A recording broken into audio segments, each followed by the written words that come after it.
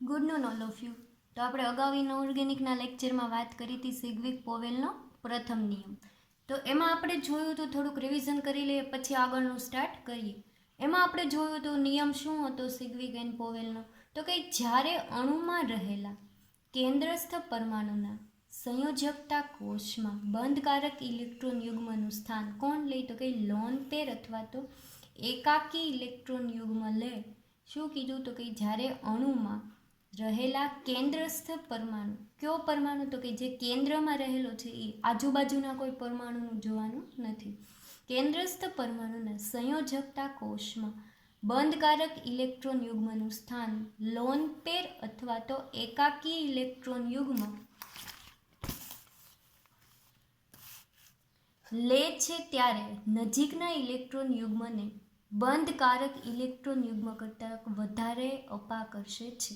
હવે આપણે વાત થઈ હતી કોને કહેવાય બંધકારક ઇલેક્ટ્રોન યુગ્મ અને કોને કહેવાય અબંધકારક ઇલેક્ટ્રોન યુગ્મ. તો આપણે બે નામ આપ્યા હતા, લોન પેર અને બોન્ડિંગ પેર. તો કે બંધકારક ઇલેક્ટ્રોન યુગ્મ એવા ને કહેવાય કે જ્યારે કોઈ બે પરમાણુના ઇલેક્ટ્રોનની ભાગીદારીથી બને એને શું નામ આપ્યું હતું, બંધકારક. અને આપણે એવું કીધું હતું કે જો બે પરમાણુ સિવાય કોઈ બીજા પરમાણુથી જોડાયેલો તો એને શું નામ આપ્યું હતું, લોન પેર ઇલેક્ટ્રોન યુગ્મ અથવા તો અબંધકારક ઇલેક્ટ્રોન યુગ્મ. અને એ શું કરે, તો કે બંધકારક ઇલેક્ટ્રોન યુગ્મ કરતાં વધારે અપાકર્ષે છે કોને, તો કે જ્યારે નજીકનો ઇલેક્ટ્રોન યુગ્મ હોય એને. તો આ હતો ફર્સ્ટ લો. પછી આપણે ડિટેલમાં જોયું હતું, તો કે એટલે કે કેન્દ્રસ્થ પરમાણુના સંયોજકતા કોષમાં જો લોન પેર હોય તો નજીકના ઇલેક્ટ્રોન યુગ્મને બંધકારક ઇલેક્ટ્રોન યુગ્મ કરતાં વધારે અપાકર્ષે છે. અને આ નિયમના આધારે અપાકર્ષણનો એક ક્રમ આપવામાં આવ્યો જે આપણે જોઈએ.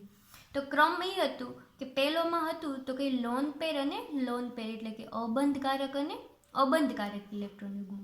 લેસ ધેન છે તો કે લોન પેર અને બોન્ડિંગ પેર એટલે કે અબંધકારક અને બંધકારક ઇલેક્ટ્રોન યુગ્મ.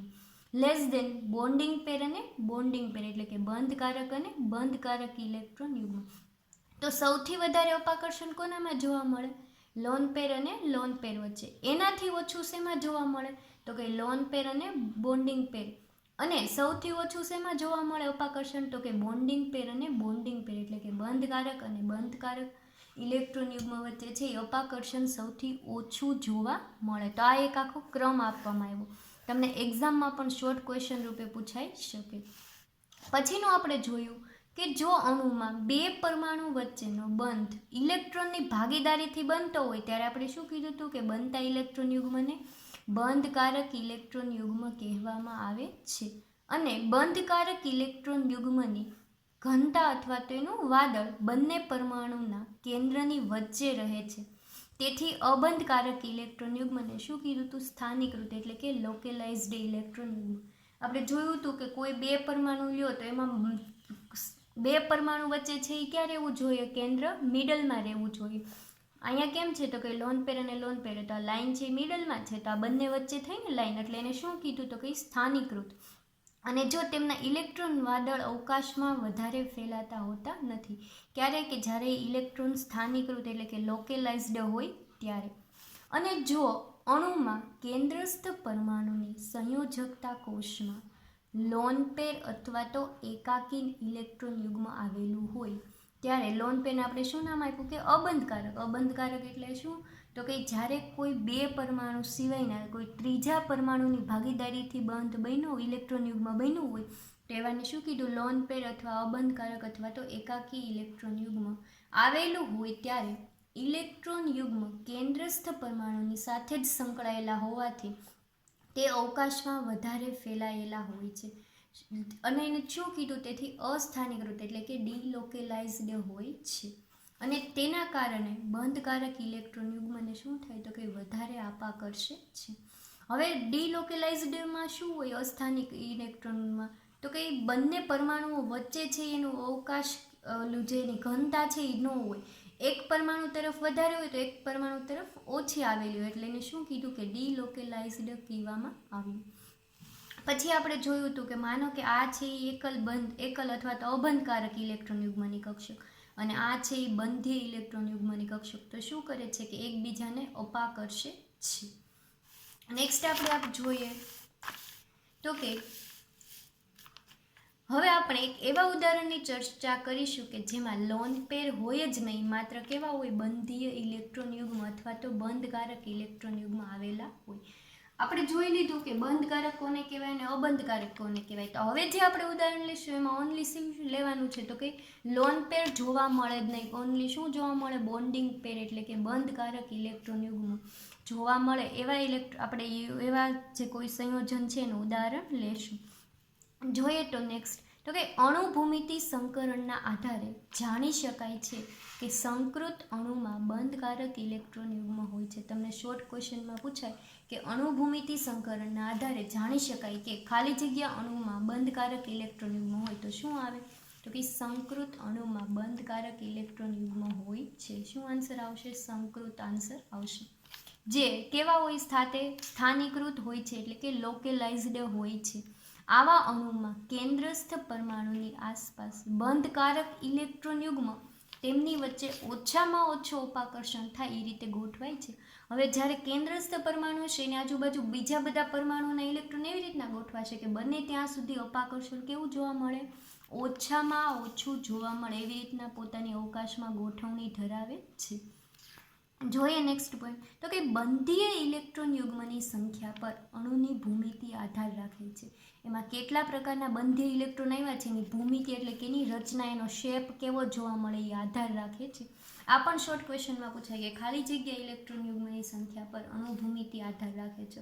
તો એના આન્સરમાં તમારે આવશે બંધીય ઇલેક્ટ્રોન યુગ્મની સંખ્યા પર. તમને 4 ઓપ્શન આપ્યો હોય, બંધીય ઇલેક્ટ્રોન યુગ્મ, એકાકી, લોન પેર અથવા તો અબંધીય ઇલેક્ટ્રોન યુગ્મ. તો એમાં આન્સર શું આવશે? બંધીય ઇલેક્ટ્રોન યુગ્મની સંખ્યા પર અણુ ભૂમિતિ એટલે કે એની રચના, એનો શેપ છે એ આધાર રાખે છે. હવે આપણે એક ઉદાહરણ લઈએ તો તમને આ ક્વેશ્ચન છે એવી રીતના પણ પૂછાય કે સિઝરિક પોવેલનો પ્રથમ નિયમ સમજાવીને કોઈ પણ બે બંધીય ઇલેક્ટ્રોન યુગ્મ ધરાવતા હોય તેનું ઉદાહરણ આપો. તો તમારે યાદ રાખવાનું આવશે કે કયા સંયોજનમાં બંધીય ઇલેક્ટ્રોન યુગ્મની સંખ્યા કેટલી છે. તો આપણે પહેલું ઉદાહરણ જોશું તો કે કેન્દ્રસ્થ પરમાણુના વેલેન્સ કવચ એટલે કે સંયોજકતા કોષમાં બે બંધીય, અહીંયા તમને સ્પેસિફાઈ કરી દીધું છે કે બે બંધીય ઇલેક્ટ્રોન યુગ્મ આવેલા હોય એનું ઉદાહરણ. તો એમાં આપણે ઉદાહરણ લેવાનું છે BeF2 બેરેલિયમ ડાયફ્લોરાઇડનું ઉદાહરણ જોઈએ. તો કે બેરેલિયમનો પરમાણુ ક્રમાંક કેટલો છે? 4. એની ઇલેક્ટ્રોન રચના જોઈએ તો શું થાય? તો કે 1s2 2s2 અને 2p0. હવે આને આપણે આવી રીતના લખી શકીએ કે બેરેલિયમ પછી આ 1s ની જગ્યાએ આપણે હિલિયમ લખી શકીએ, કારણ કે હિલિયમની ઇલેક્ટ્રોન રચના શું થાય? તો કે 1s2. હવે આ 2s કક્ષકમાં 2 ઇલેક્ટ્રોન છે, જ્યારે 2p કક્ષકમાં એક પણ ઇલેક્ટ્રોન નથી. પણ આપણને ખબર છે કે p કક્ષકમાં કેટલી સબ કક્ષક હોય? તો કે 3. 2px 2py અને 2pz. એ અત્યારે કેવી છે? ખાલી છે. શું કામ? પરમાણુ ક્રમાંક 4 છે એટલે 1s2 અને 2s2 કક્ષકમાં બે ઇલેક્ટ્રોન સમાઈ ગયા એટલે 4 ઇલેક્ટ્રોન થઈ ગયા, જ્યારે 2p 0 છે. હવે આ છે એની ધરા સ્થિતિની ઇલેક્ટ્રોન રચના છે. હવે ઉત્તેજિત સ્થિતિમાં જ્યારે બેરેલિયમ આવે ત્યારે એને આપણે સ્ટાર તરીકે અહીંયા બતાવીએ આવી રીતના, જ્યારે ઉત્તેજિત સ્થિતિ આપણે દર્શાવતા હોઈએ ત્યારે. હિલિયમની ઇલેક્ટ્રોન રચના તો એમનેમ જ રહેશે. ઉત્તેજિત સ્થિતિમાં શું થશે? તો કે અહીંનો જે 2s કક્ષકનો એક ઇલેક્ટ્રોન છે એ સંક્રાંતિ કરીને ક્યાં જશે? તો કે 2pની કક્ષકમાં. અહીંથી એક ઇલેક્ટ્રોન ક્યાં આવી ગયો? 2pની કક્ષકમાં. હવે 2pની આ કઈ કક્ષકમાં છે? 2px કક્ષકમાં. આ 2py અને 2pz કેવી છે? ખાલી છે.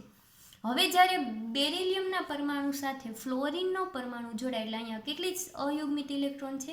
2. એટલે 2 ફ્લોરિનના પરમાણુ જોડાય અને એનું યુગ્મિત છે એ પૂરું કરશે. તો અહીંયા એક 2s કક્ષકમાં ફ્લોરિનનો પરમાણુ જોડાશે અને અહીંયા છે એ 2p કક્ષકમાં એક ફ્લોરિનનો પરમાણુ જોડાશે. હવે આપણે જોઈ શકીએ કે અહીંયા એસની એક કક્ષક અને અહીંયા પીની એક કક્ષક છે એ એની આખો અણુ બનાવવામાં ભાગ લે છે. એટલે આની એસ કક્ષક અને આની પીની એક કક્ષક એટલે એને સંકરણ કયું કહેવાશે? sp સંકરણ અથવા તો હાઇબ્રિડાઇઝેશન કયું જોવા મળે છે? તો કે sp હાઇબ્રિડાઇઝેશન છે એ જોવા મળે છે. આપણે હાઇબ્રિડાઇઝેશનના અલગ અલગ પ્રકાર ભણ્યા, તેમાં આવ્યા હતા તમારે sp, sp2, sp3 વગેરે છે એ શું છે? તો કે હાઇબ્રિડાઇઝેશનના પ્રકાર છે. આપણે જોઈએ આગળ તો કે BeF2 અણુમાં કેવું સંકરણ થાય છે? sp સંકરણ થાય છે.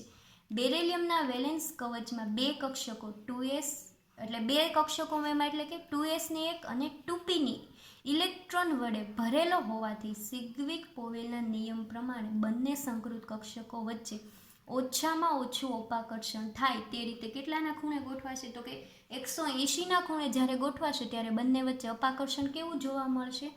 ઓછામાં ઓછું અપાકર્ષણ છે એ જોવા મળશે. અને અણુ છે એ કેવું બંધારણ ધરાવશે? તો કે રેખીય બંધારણ છે એ જોવા મળશે. તો એનું આપણે બંધારણ જોઈએ તો કે BF2નું છે એ બંધારણ ક્યાંક આવી રીતનું જોવા મળશે.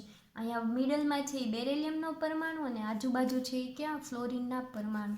એની રચના કેવી છે? તો કે રેખીય. અને બંને વચ્ચેનો અહીંયા બંધ કોણ કેટલો છે? 180.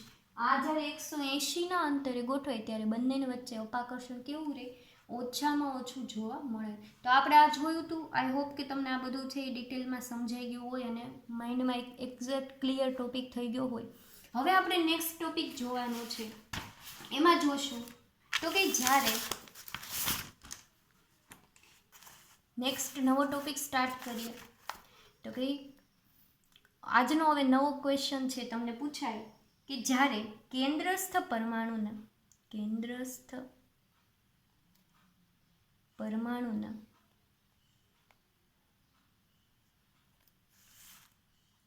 વેલેન્સ કવચમાં,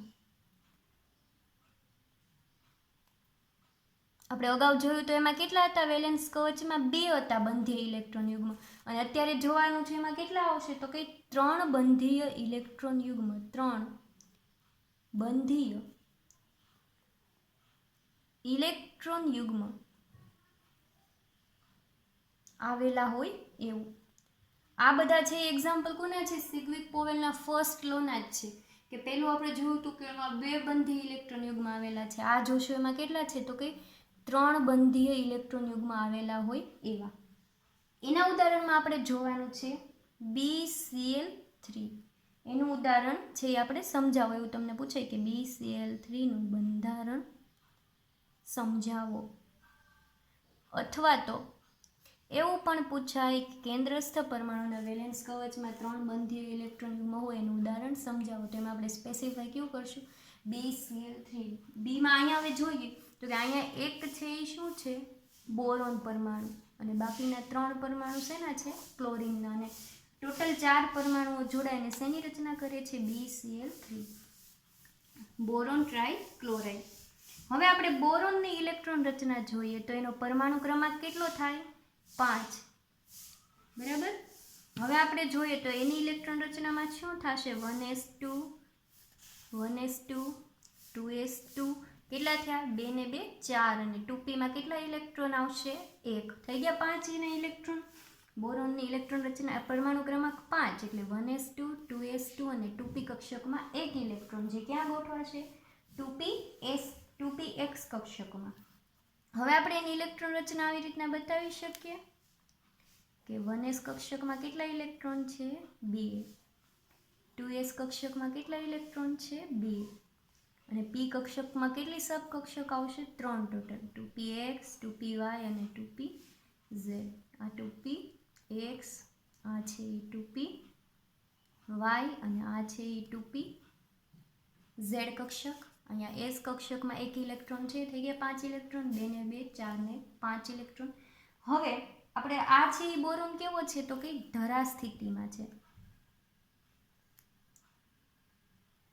ધરા સ્થિતિમાં બોરોનની ઇલેક્ટ્રોન રચના છે. હવે શું થશે? તો કે ધરા સ્થિતિમાંથી શેમાં આવશે? ઉત્તેજિત સ્થિતિમાં. ધરા સ્થિતિમાંથી શેમાં આવ્યો? ઉત્તેજિત સ્થિતિમાં. તો આને આપણે આવી રીતના બતાવશું ઉપર સ્ટાર તરીકે. એટલે આપણને શું ખબર પડે કે આ જે ઇલેક્ટ્રોન રચના છે એ શેની છે? ઉત્તેજિત અવસ્થાની ઇલેક્ટ્રોન રચના છે. હવે આપણે આને 1s કક્ષકને આવી રીતના બતાવી શકીએ કે હિલિયમ તરીકે એને 1s કક્ષકને, કારણ કે હિલિયમની ઇલેક્ટ્રોન રચના શું થશે? 1s2. હવે આ 2s કક્ષકમાં કેટલા ઇલેક્ટ્રોન છે? 2. 2p કક્ષકમાં કેટલી સબ છે કક્ષક? 3. 2px, 2py અને 2pz. ઉત્તેજિત અવસ્થામાં શું થશે? તો કે આઈનો જે 2s કક્ષકનો ઇલેક્ટ્રોન સંક્રાંતિ કરી અને ક્યાં જશે? 2px કક્ષકમાં તો 1 ઇલેક્ટ્રોન છે જ. પણ આ જે ઇલેક્ટ્રોન છે બીજો એ ક્યાં જશે? 2p y કક્ષકમાં સંક્રાંતિ કરશે. ક્યારે? ઉત્તેજિત સ્થિતિમાં આવશે ત્યારે. આ હતી 2p x, પછી આ છે એ 2p y અને આ છે એ 2p કઈ કક્ષક છે? z કક્ષક. સંક્રાંતિ થઈ એટલે આ કક્ષક 2s કક્ષકનો એક ઇલેક્ટ્રોન ક્યાં આવી ગયો? એક s કક્ષકમાં તો હતો પણ 2p ની y કક્ષક ખાલી હતી એમાં સંક્રાંતિ કરી આવી ગયું. હવે આપણે અહીંયા જોઈએ તો કે આ બોરોનની 3 કક્ષકમાં જે ઇલેક્ટ્રોન છે એક છે એ 2s માં, બાકીનો એક 2px અને 2py માં. કેવા છે તો કે અબંધકારક ઇલેક્ટ્રોન યુગ્મ છે કે જે કેવા છે? અયુગ્મિત છે, કોઈ સાથે જોડાયેલા નથી. હવે જ્યારે BCl3 નો પરમાણુ બનશે ત્યારે ક્લોરીનના કેટલા અણુ બનશે? ત્યારે કેટલા પરમાણુ જોડાય છે ક્લોરીનના? 3. અને એ ત્રણેય ક્યાં જોડાશે? તો કે જ્યાં ખાલી કક્ષકો છે 2s કક્ષક, 2px અને 2py કક્ષકમાં, ત્યાં કોણ જોડાઈ જશે? તો કે ક્લોરીનના પરમાણુ. તો આવી રીતના આપણે ફરીવાર લખી શકીએ. હિલિયમ, પછી આ 2s કક્ષક, તો અહીંયા છે એક ઇલેક્ટ્રોન છે અને આ બીજો શેનો જોડાશે? ક્લોરીનનો ઇલેક્ટ્રોન છે એ જોડાશે. આવી જ રીતના અહીંયા 2px માં કઈ છે તો કે 2px, 2py અને 2pz. આ બંનેમાં પણ એક એક ઇલેક્ટ્રોન છે આ 2p કક્ષકના. તો એક ઇલેક્ટ્રોન ક્લોરીનનો અહીંયા જોડાણો, પછી એક ઇલેક્ટ્રોન અહીંયા જોડાશે ક્લોરીનનો, અને ટોટલ ક્લોરીનના કેટલા ઇલેક્ટ્રોન જોડાના? 3 ઇલેક્ટ્રોન. અને આખી રચના શેની બની ગઈ? BCl3 ની. આપણે અહીંયા જોયું તો કે હિલિયમ, પછી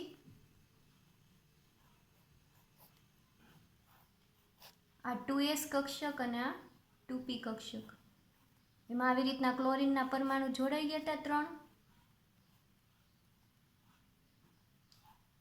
અને જે આખી રચના હતી શેની હતી? BCl3 અણુની રચના. હવે આપણે અહીંયા જોઈએ તો કે અહીંયા કયું સંકરણ જોવા મળશે તમને? તો કે અહીંના છે એ 2s ની એક કક્ષક, જ્યારે 2p ની કેટલી કક્ષકો પાર્ટિસિપેટ કરે છે? 2 કક્ષકો, 2px અને 2py. તો આ જે ત્રણેય કક્ષકો મળી અને કયા સંકરણની હાઇબ્રિડાઇઝેશનની રચના કરશે? અહીંની એક s કક્ષક અને p ની કેટલી કક્ષક પાર્ટિસિપેટ કરે છે? 2 કક્ષક. એટલે આ સંકરણ કેવું થયું? sp2 સંકરણ કહેવાશે. એટલે આ હાઇબ્રિડાઇઝેશન કેવું થયું? તો કે sp2. શું કામ? s ની એક કક્ષક અને p ની કેટલી કક્ષક પાર્ટિસિપેટ કરે છે? 2. એટલે sp2 સંકરણ તરીકે એને ઓળખશું. અને છે એ અણુનો આકાર કેવો જોવા મળશે? તો કે એ અણુનો આકાર એવો બનશે કે અવકાશમાં એવી રીતના ગોઠવાશે કે એ લોકો વચ્ચે અપાકર્ષણ કેવું જોવા મળે? સૌથી ઓછામાં ઓછું જોવા મળે એવી રીતના ગોઠવાશે. એટલે કે અણુનો આકાર માનો કે એવી રીતનું ગોઠવાનું કે અહીંયા છે એ બોરોનનો પરમાણુ, પછી ક્લોરીનના 3 પરમાણુઓ, અહીંયા એક ક્લોરીન પરમાણુ, એક ક્લોરીન પરમાણુ અહીંયા અને એક ક્લોરીન પરમાણુ અહીંયા. અને આ શેની આખી રચના થઈ ગઈ? BCl3. અને આ વચ્ચે છે એ બંધકોણ કેટલો જોવા મળશે? 120નો બંધકોણ જોવા મળશે. એ 120ના બંધકોણે છે એ લોકો વચ્ચે અપાકર્ષણ ઓછામાં ઓછું જોવા મળશે. આ આકૃતિને આપણે બીજી રીતના પણ દોરી શકીએ તો કે જો દોરવી હોય તો આવી રીતના પણ એને તમે બતાવી શકો.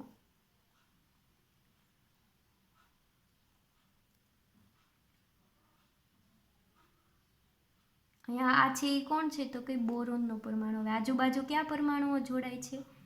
ક્લોરીનના પરમાણુઓ.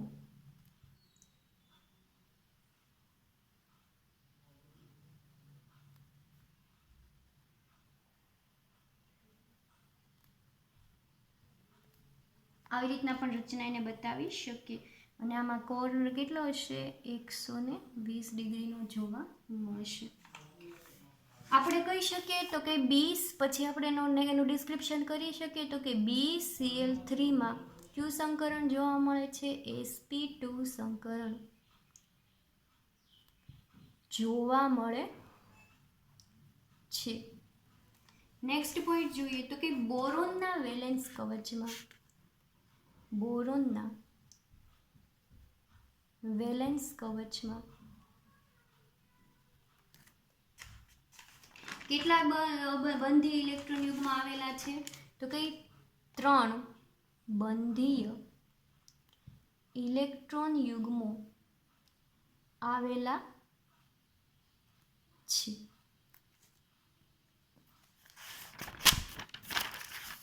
સિગ્વિક-પોવેલના નિયમ અનુસાર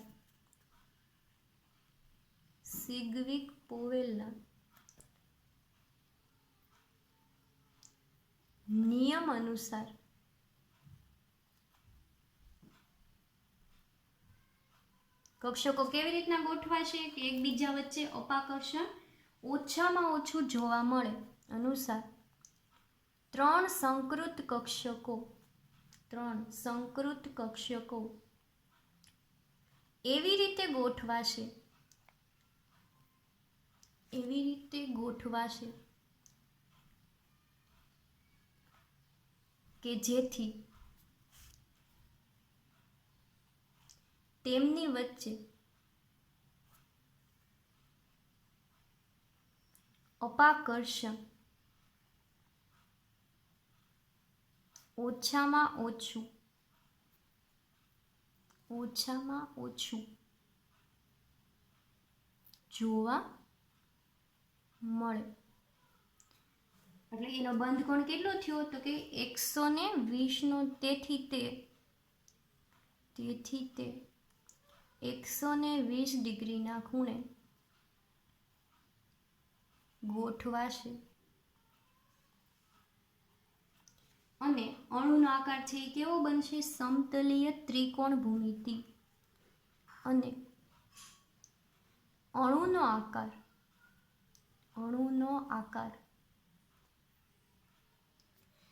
સમતલીય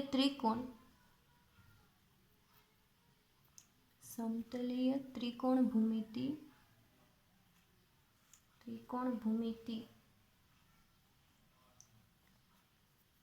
ધરાવે છે.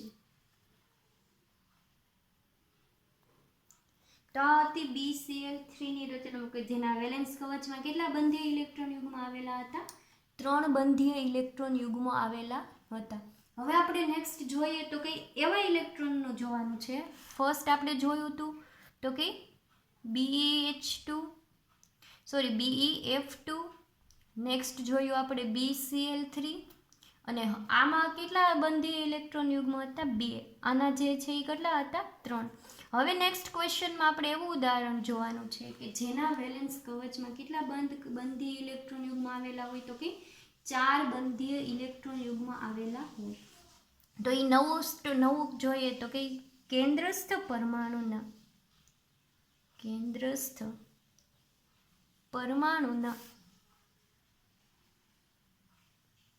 વેલેન્સ કવચમાં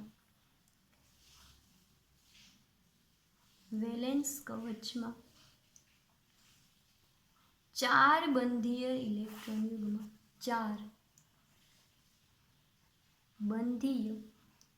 ઇલેક્ટ્રોન યુગ્મો આવેલા હોય.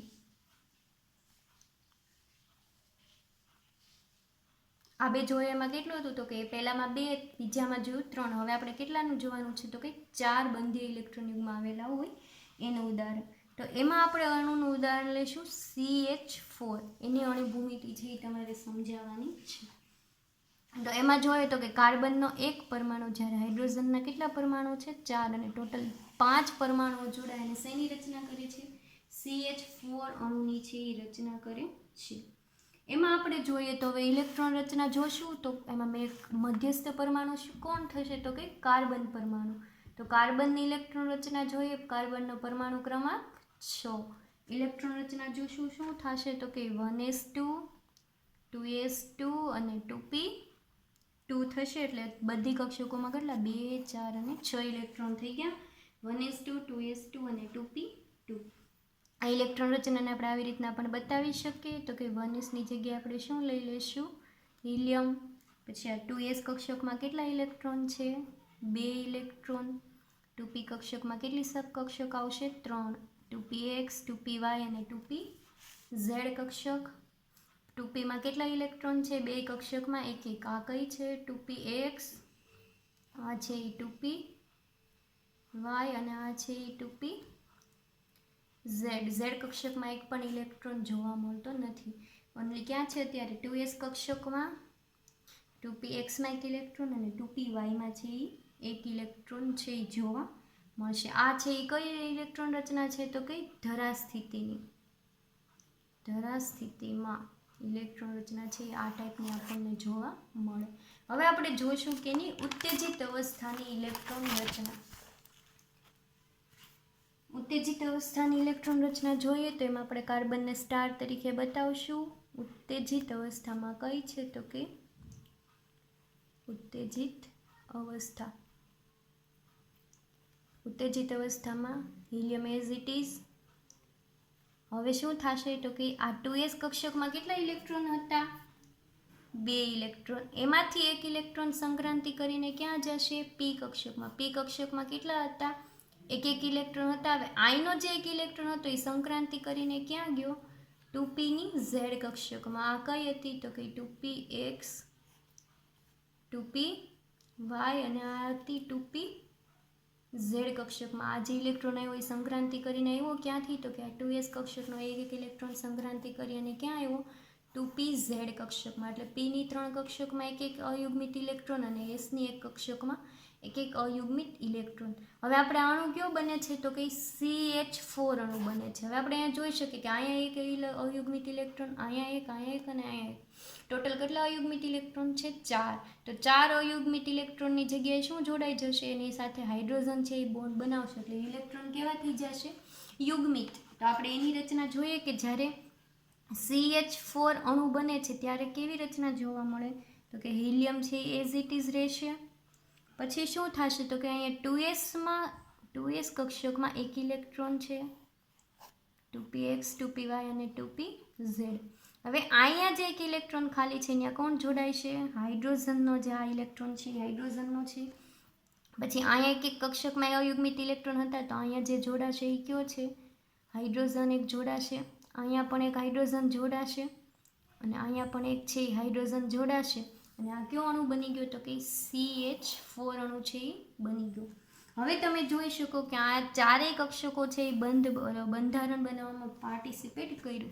એટલે અહીંયા આપણે કેવું હોય કે આ ચારેય કક્ષકો છે એ પાર્ટિસિપેટ કરે છે અને સંકરણ કયું જોવા મળશે તો કે અહીંથી એસની કક્ષક એક 2p ની કેટલી કક્ષકો પાર્ટિસિપેટ લે છે બંધ બનાવવામાં તો કે 2px 2py અને 2pz. ત્રણેય કક્ષકો છે એ બંધ બનાવવામાં પાર્ટિસિપેટ કરતી હોવાથી આ સંકરણ શું થશે? sp3 સંકરણ છે એ જોવા મળશે. શેમાં તો કે CH4 અણુમાં છે એ કયું સંકરણ જોવા મળશે? sp3. શું કામ તો કે s ની એક કક્ષક અને p ની 3 કક્ષકો બંધ બનાવવામાં ભાગ લેતી હોવાથી sp3 સંકરણ છે એ જોવા મળશે. તો આપણે લખી શકીએ તો કે CH4 અણુમાં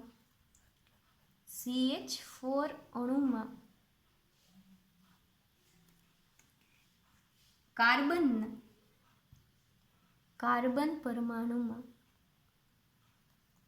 પરમાણુ તેમજ હાઇડ્રોજનનો પરમાણુ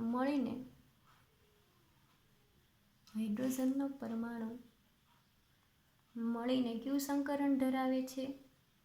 sp3 સંકરણ ધરાવે છે. પછી જોઈએ તો કે મધ્યસ્થ પરમાણુ કોણ થશે?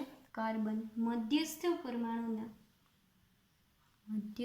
પરમાણુના વેલેન્સ કવચમાં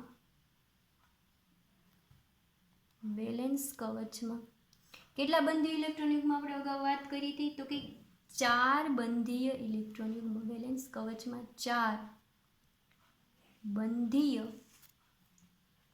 ઇલેક્ટ્રોન યુગ્મ આવેલા છે અને આ ઇલેક્ટ્રોન યુગ્મ અને આ 4 ઇલેક્ટ્રોન યુગ્મો કેવી ગોઠવણી ધરાવશે તો કે એમાં એ લોકોના વચ્ચે અપાકર્ષણ ઓછામાં ઓછું જોવા મળે એવી રીતની બંધ છે એ ગોઠવણી ધરાવશે. તો કે આ ઇલેક્ટ્રોન યુગ્મ અવકાશમાં એવી રીતે ગોઠવાશે કે જેથી તેમની વચ્ચે તેમની વચ્ચે અપાકર્ષણ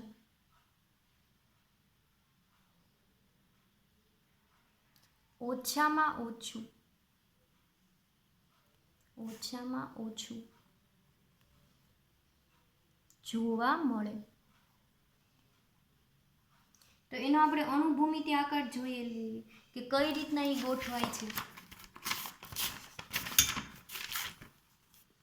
તો આપણે એમાં જોઈ શકીએ તો કે મિડલમાં છે એ કાર્બન પરમાણુ ગોઠવાશે અને એની આજુબાજુ કેટલા હાઇડ્રોજનના પરમાણુઓ ગોઠવાશે? 4. તો એક આ ટાઈપની ક્યાંક રચના જોવા મળશે આપણને.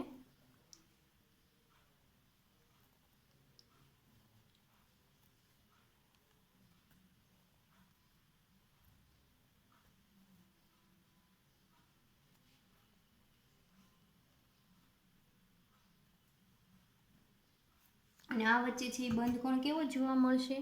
તો કે 109 ડિગ્રી અને 28નો છે એ બંધ કોણ તમને જોવા મળશે. 109 અને 28નો બંધ કોણ તમને જોવા મળશે. અને આ આકારને આપણે કેવો કહેશું? તો કે સમચતુષ્ફલકીય આકાર ધરાવે છે. તો કે CH4 અણુ કેવો આકાર ધરાવે છે? સમચતુષ્ફલકીય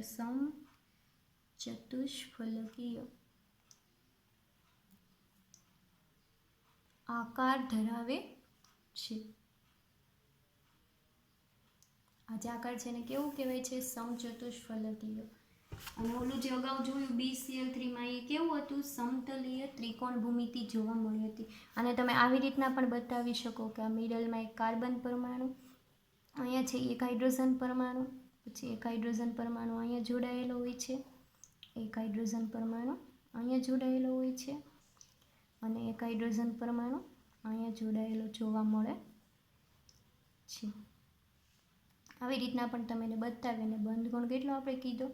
109 અને 28 છે જોવા મળે. અને આ કોણને શું નામ આપ્યું? સમચતુષ્ફલકીય આકાર. તો આ હતું કે જેના વેલેન્સ કવચમાં કેટલા બંધીય ઇલેક્ટ્રોન યુગ્મ ધરાવતા હતા? 4 બંધીય ઇલેક્ટ્રોન યુગ્મ ધરાવતા હતા એવા અણુનો આકાર. ફરીવાર એકવાર જોઈ લઈએ કે આજે આપણે ક્યાં ક્યાં જોયા. તો ફર્સ્ટ આપણે જોયું કે કેન્દ્રસ્થ પરમાણુના વેલેન્સ કવચમાં કેટલા ઇલેક્ટ્રોન હોય? 3 બંધીય ઇલેક્ટ્રોન યુગ્મ આવેલા હોય. અથવા તો તમને એમ પણ પૂછાય કે BCl3નું બંધારણ સમજાવો. તો બોરોનનો એક પરમાણુ અને ક્લોરીનના કેટલા પરમાણુ હતા? 3. અને ટોટલ 4 પરમાણુઓ જોડાઈને શેની રચના કરી? BCl3 અણુની રચના કરી. આપણે જોયું હતું કે બોરોનની પરમાણુ ક્રમાંક 5 છે તો એની ઇલેક્ટ્રોન રચના 1s2 2s2 અને 2p1 થશે. આ છે એની ધરાસ્થિતિની ઇલેક્ટ્રોન રચના. તો કે 1sના 2 ઇલેક્ટ્રોન 2s કક્ષકના અને 2p કક્ષકના. કઈ છે? તો કે ધરાસ્થિતિમાં. હવે જ્યારે બોરોન પરમાણુ ઉત્તેજિત સ્થિતિમાં આવશે એટલે એને આપણે સ્ટારનો સિમ્બોલ બતાવશું. અહીંયા જે આપણે હિલિયમ લખી શકીએ કારણ કે 1sની જગ્યાએ એનો પરમાણુ ક્રમાંક એની ઇલેક્ટ્રોન રચના શું થશે? 1s2. હવે ઉત્તેજિત સ્થિતિમાં એવું થશે કે આ જે 2s કક્ષકમાં 2 ઇલેક્ટ્રોન છે એમાંથી એક ઇલેક્ટ્રોન સંક્રાંતિ કરીને ક્યાં જશે? p કક્ષકમાં. એક ઇલેક્ટ્રોન છે પણ એની બીજી કક્ષક જે ખાલી છે ત્યાં. તો કે અહીંથી એક ઇલેક્ટ્રોન ક્યાં વયો ગયો? 2py કક્ષકમાં. 2ps કક્ષકમાં તો હતો જ પહેલેથી, પણ આ ઇલેક્ટ્રોન 2 ઇલેક્ટ્રોનમાંથી ક્યાં વયો ગયો? અહીંયા આ 2pની y કક્ષકમાં. જ્યારે 2pની z કક્ષક કેવી છે? સાવ ખાલી છે. હવે જ્યારે ક્લોરીન પરમાણુઓ જોડાય એટલે અહીંયા ટોટલ કેટલા અયુગ્મિત ઇલેક્ટ્રોન છે? 1 2 અને 3. તો 3 ક્લોરીન પરમાણુઓ જોડાય અને આખી રચના પૂર્ણ કરશે એટલે અહીંયા 2s કક્ષકમાં એક ક્લોરીન પરમાણુ, 2px કક્ષકમાં એક ક્લોરીન પરમાણુ, 2py કક્ષકમાં એક ક્લોરીન પરમાણુ, z કક્ષકમાં એક પણ ઇલેક્ટ્રોન છે નહીં. હવે જ્યારે BCl3નો અણુ બને છે ત્યારે આપણે અહીંયા જોઈએ તો કે Sની એક કક્ષક અને Pની 2 કક્ષકો બંધ બનાવવામાં ભાગ લે છે એટલે આ સંકરણ કયું કહેશું? Sની એક કક્ષક, Pની તો કે 2px 2py કક્ષક બંધ બનાવવામાં ભાગ લેવા હોવાથી એને શું નામ આપ્યું? sp2 સંકરણ તરીકે ઓળખવામાં આવે છે. અને અણુનો આકાર જોઈએ તો કે એવી રીતના ગોઠવાશે સિઝવિક અને પોવેલના રૂલ્સ મુજબ કે એ લોકો વચ્ચેનું અપાકર્ષણ કેવું જોવા મળે? ઓછામાં ઓછું અપાકર્ષણ જોવા મળે એ રીતના છે અવકાશમાં ગોઠવણી ધરાવશે. તો મધ્યસ્થ પરમાણુ તરીકે બોરોન પરમાણુ આજુબાજુ ક્લોરીનના 3 પરમાણુઓ 120ના બંધ ખૂણે ગોઠવાય કે જેથી છે એ લોકો વચ્ચે એકબીજા વચ્ચે અપાકર્ષણ ઓછામાં ઓછું જોવા મળે. એ રચનાને તમે આવી રીતના પણ બતાવી શકો. પછી આપણે જોયું તો કીધું કે BaCl3માં કેવું સંકરણ થાય છે તો કે sp2 સંકરણ જોવા મળે. અને બોરોનના વેલેન્સ કવચમાં કેટલા બંધીય ઇલેક્ટ્રોન યુગ્મ હતા? 3 બંધીય ઇલેક્ટ્રોન યુગ્મ આવેલા હતા. સિઝવિક પોવેલના નિયમ અનુસાર આ 3 સંકૃત કક્ષકો એવી રીતે ગોઠવાશે કે જેથી તેમની વચ્ચે અપાકર્ષણ ઓછામાં ઓછું જોવા મળે. અને બંધ કોણ કેટલો હતો? 120નો. અને એનો અણુ ભૂમિતિનો આકાર છે એ કેવો હતો? સમતલીય ત્રિકોણ ભૂમિતિ ધરાવતો હતો. પછી આપણે નેક્સ્ટ આજે જોયું તો કે કેન્દ્રસ્થ પરમાણુમાં વેલેન્સ કવચમાં કેટલા ઇલેક્ટ્રોન હોય? તો કે 4 બંધીય ઇલેક્ટ્રોન યુગ્મ આવેલા હોય એવા. એના એક્ઝામ્પલમાં આપણે જોયું CH4નું. તો એમાં જોયું હતું કે કાર્બનનો પરમાણુ છે એ મધ્યસ્થ પરમાણુ, જ્યારે આજુબાજુ હાઇડ્રોજનના 4 પરમાણુઓ જોડે અને શેની રચના કરશે? CH4 અણુની રચના કરશે. એમાં આપણે કાર્બનની ઇલેક્ટ્રોન રચના જોઈ હતી તો કે કાર્બનનો પરમાણુ ક્રમાંક 6, એની ઇલેક્ટ્રોન રચના 1s2, 2s2 અને 2p2. એનું આપણે જો આ જે ઇલેક્ટ્રોન રચના આવી રીતના બતાવી શકીએ તો આ ધરા સ્થિતિની ઇલેક્ટ્રોન રચના 1sની જગ્યાએ helium, 2s કક્ષકમાં 2 electron, 2p કક્ષકમાં 2px અને 2pyમાં એક એક ઇલેક્ટ્રોન, z આખી કક્ષક ખાલી છે. હવે જ્યારે ઉત્તેજિત સ્થિતિમાં આવશે ત્યારે શું થશે? તો કે આઈનો જે 2s કક્ષકનો એક ઇલેક્ટ્રોન સંક્રાંતિ કરી અને ક્યાં જશે? જ્યાં 2p કક્ષકની z કક્ષક ખાલી છે એમાં જશે. તો એની ઇલેક્ટ્રોન રચના આપણે જોઈએ ધરા સ્થિતિની ઇલેક્ટ્રોન રચના, ઉત્તેજિત સ્થિતિમાં તો કે હિલિયમ, પછી અહીંથી જે એક ઇલેક્ટ્રોન હતો એ ટ્રાન્સફર થઈને ક્યાં આવી ગયો? 2p z કક્ષકમાં. હવે અહીંયા ટોટલ કેટલા અયુગ્મિત ઇલેક્ટ્રોન રહ્યા? 4 અયુગ્મિત ઇલેક્ટ્રોન છે. તો હાઇડ્રોજનના 4 પરમાણુઓ જોડાઈને આખી શેની રચના કરી નાખશે? CH4ની. તો આપણે અહીંયા જોયું કે અહીંયા એક હાઇડ્રોજનનો પરમાણુ જોડાઈ ગયો, 2ps કક્ષકમાં જોડાઈ ગયો, 2py કક્ષકમાં અને 2pz કક્ષકમાં છે એ હાઇડ્રોજનના પરમાણુઓ જોડાઈ ગયા. અને અહીંયા જોઈએ તો કે સંકરણ કેવું જોવા મળશે? sp3. શું કામ? તો કે 2sની એક કક્ષક અને 2pની કેટલી કક્ષકો પાર્ટિસિપેટ કરે છે? 2px, 2py અને 2pz. ત્રણેય કક્ષકો બંધ બનાવવામાં ભાગ લેતી હોવાથી સંકરણને શું નામ આપવામાં આવ્યું? sp3 સંકરણ. એના ડિસ્ક્રિપ્શનમાં આપણે જોયું હતું તો કે CH4 અણુમાં કાર્બન પરમાણુ તેમજ હાઇડ્રોજન પરમાણુ મળીને sp3 સંકરણ ધરાવે છે. મધ્યસ્થ પરમાણુના વેલેન્સ કવચમાં કેટલા બંધીય ઇલેક્ટ્રોન યુગ્મ હતા? 4 હતા. અને આ ચારેય ઇલેક્ટ્રોન યુગ્મ અવકાશમાં એવી રીતે ગોઠવાશે કે જેથી એમની વચ્ચે અપાકર્ષણ છે એ ઓછામાં ઓછું જોવા મળે. અને એની આપણે રચના જોઈ હતી તો કે અહીંયા મિડલમાં છે એ કાર્બન પરમાણુ, આજુબાજુ હાઇડ્રોજનના કેટલા? 4 પરમાણુઓ જોડાય અને બંધ કોણ છે એ કેટલો બનાવે છે? 109 ને 28 ડિગ્રીનો.